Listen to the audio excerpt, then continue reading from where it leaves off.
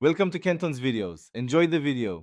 You start by opening Settings. Once there, search for Sound and Vibration and then for Keyboard.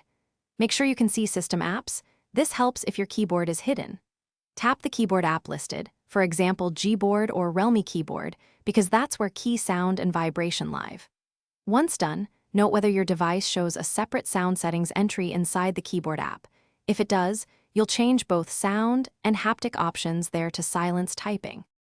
Now tap Preferences or Sound and Vibration in the keyboard app. This is the core step.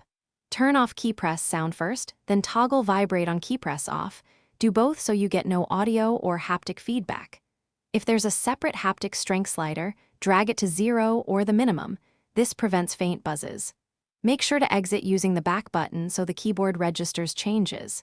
If you use multiple keyboards, repeat these steps for each one to keep silence consistent.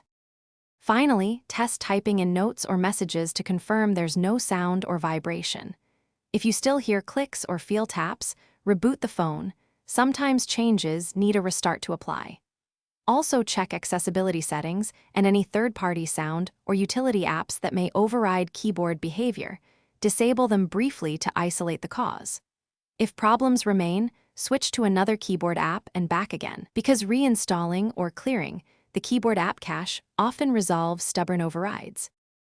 Thanks for watching. Consider subscribing if we helped you.